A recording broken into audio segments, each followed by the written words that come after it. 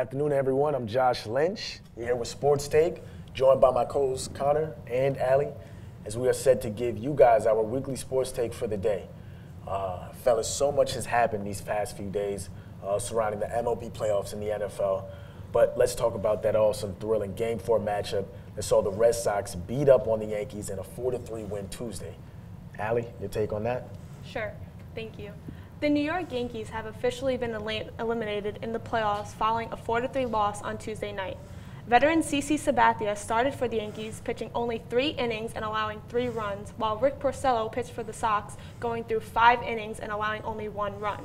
The Red Sox got the bats going in the top of the third, scoring 3 runs, and then in the fourth, Chris Vasquez hit a home run to make it 4-0. The Yankees did not get any home runs, but did score 1 in the 5th and 2 runs in the bottom of the 9th to make it a close game. The Yankees were unable to walk it off, though, advancing the Red Sox to the ALCS, where they will face the Houston Astros. I mean, guys, we saw some phenomenal pitching from the Red Sox in Game 4, from Rick Porcello to the relievers and Matt Barnes and Brazier. Overall, guys, these Red Sox, they came to play on Tuesday night, Connor. So, yeah, Rick Porcello, he only threw 65 pitches, and 48 of those were strikes. Sheesh. And now the Red Sox are 2-0 in his games this October. That's awesome, yeah. Speaking of Rick Porcello, guys, he was incredible and deserved a ton of credit. Right here, he had 1 run over 5 innings. His first 4 innings, he looked nearly perfect, seemed unstoppable. Mixed up his pitches, pounded that front zone. He did amazing, But I wanted to talk to you, Connor, about the relievers. What'd you think about Matt Barnes, man? Matt Barnes did pretty well. Going into this series, everyone was saying that the bullpen was going to be the Red Sox death note, but they actually came Tuesday night and showed what they were capable of doing like they did in the regular season. They did. Matt Barnes came in for Porcello in the 6th inning, did great, as you said. Came in at the heart of the Yankees lineup as he pitched a 1-2-3 inning against Judge, Gregorius, and Stanton. As you guys all know, those 3 very dominant at hitting. But they just were no-show that night. But the bigger story here is Craig Kimbrell, guys. What you think about him? He threw 28 pitches, 13 of them were for strikes, so that just shows that he could not find the strike zone. Jeez. And it was giving a lot of Red Sox fans some heart attacks. He walked 2, hit a batter, which scored a run, and then gave up a long sac fly to Gary Sanchez, and some people thought it was going out, but hopefully it didn't. And then Steve Pearce with the game-winning stretch at first base to end the game. Yeah, to elaborate on what you said about Craig Kimbrell, guys, he was just a no-show Game 4 Tuesday night. Here it says, there's really not much you can do anything about him moving forward.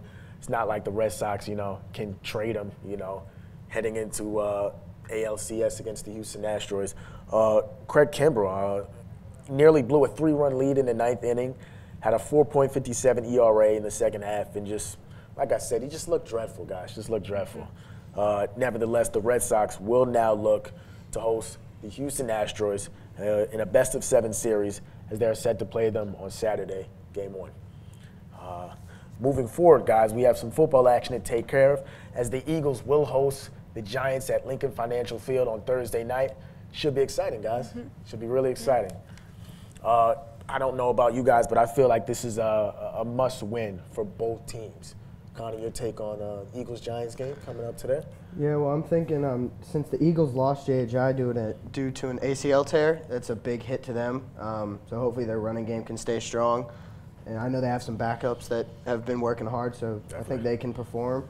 And I think if the Eagles want to keep their title defense hopes in the picture, then they got to win this game. That is true. Allie, your take on the Giants? I think the Giants need to win this game for sure, being 1-4, and after that heartbreaking loss against Carolina, that was tough.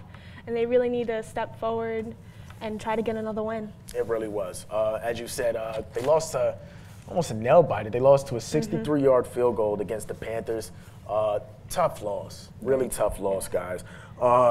As you said, they are 1-4 right now, so they need a win here, guys. They really do need a win here. I feel like if they lose this game here, playoff hopes, might not be alive on their end. As opposed to the Eagles, they need this win too, guys. They're 2-3, I should say. I'm sorry, heading into tonight. Eagles, what's your take on the Eagles, man? They lost recently, past 2 games. I wouldn't say they don't look good, but they just don't look like that same, team that we saw head into the Super Bowl last year, man. What you think on that, Connor? Well, I saw that Carson Wentz in his past 2 games has thrown for over 300 yards and hasn't thrown any interceptions since his return from the DL, and it obviously shows that the defense just isn't holding up. Exactly. Carson Wentz is throwing touchdowns, he's throwing yards, getting them down the field. Just defense just isn't stopping. Definitely. Well, fellas, nevertheless, I think we did a great job in wrapping up and covering what we just covered. For now, guys, that's a wrap. With Terrier TV, I'm Josh, Connor, Allie. See you guys next week.